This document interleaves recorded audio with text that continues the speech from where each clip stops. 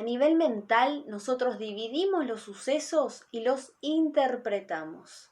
A nivel de nuestro cerebro inconsciente no trabaja de la misma manera. No interpreta ni divide los sucesos. ¿Saben qué hace? Trabaja en unidad. No discrimina si un cáncer de colon es más grave o más difícil que una verruga o un lunar. ¿Qué hace que determine esto? Los programas y las creencias que nosotros tengamos frente a tal o cual enfermedad. Y es porque se cree donde se hace el estrés. Porque si no estuviese esta creencia, nuestro cerebro inconsciente no creería esto y no generaríamos esta enfermedad. ¿Se entiende? Es a nivel de las creencias cuando programamos nosotros. Y es ahí que determinamos qué enfermedad podemos llegar a tener.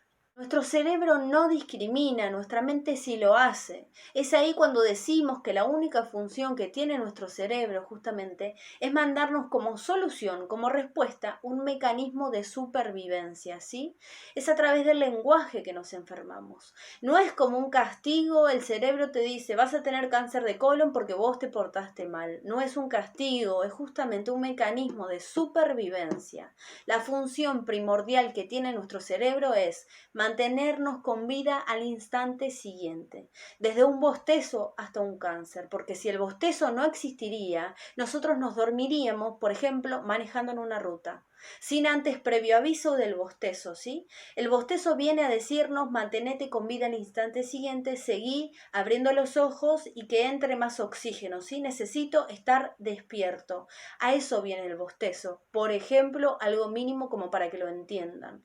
A través del lenguaje nosotros nos enfermamos. Si no existiese el lenguaje, no nos enfermaríamos. ¿Por qué te digo esto? Existen personas cefálicas, personas que tienen vocabulario intestinal, vocabulario estomacal, vocabulario epidérmico. Cada persona tiene su programa de acuerdo a las creencias y de acuerdo al lenguaje que llevan consigo. Es de acuerdo a eso que se produce la enfermedad, ¿sí? Nuestro cerebro escucha atentamente todo lo que se diga en nuestro entorno. Y es así como, por ejemplo, nos dicen una frase y ahí mismo nuestro cerebro, como no discrimina, va a ir a buscar a ese archivo temporario que nosotros tengamos y va a ir a buscar algo, una emoción que se relacione a eso que me dijeron.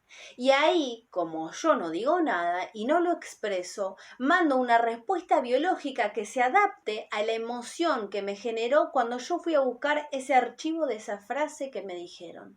Es así como responde, ¿sí? Y cómo se adapta y cómo a mí me da un dolor o una patología como respuesta, como mecanismo de supervivencia.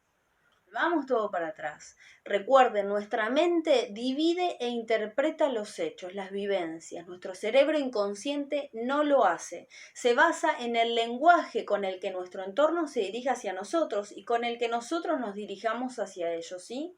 De ahí es que nosotros programamos y es de acuerdo a las creencias que nosotros tengamos lo que vamos a biologizar y a responder a manera orgánica, ¿sí? Todo viene como mecanismo de supervivencia a lo que estemos viviendo. Todo esto sin hablar de un conflicto de diagnóstico, por supuesto. Todo esto es el conflicto primordial. Luego, si sufrimos un conflicto de diagnóstico, lo vamos a englobar, ¿sí? Este va a ser el conflicto primordial, el conflicto de diagnóstico, que no es conflicto de diagnóstico, porque para nosotros eso ya es un pronóstico, lo va a englobar. Eso ya es otra cosa. Por eso decimos que nosotros nos enfermamos a nivel del lenguaje, ¿sí? Hay que tener mucho cuidado con esto, porque toda cosa que nosotros podamos decir o decirnos va a programar. Estoy totalmente agradecida con todos ustedes, que tengan un hermoso fin de semana.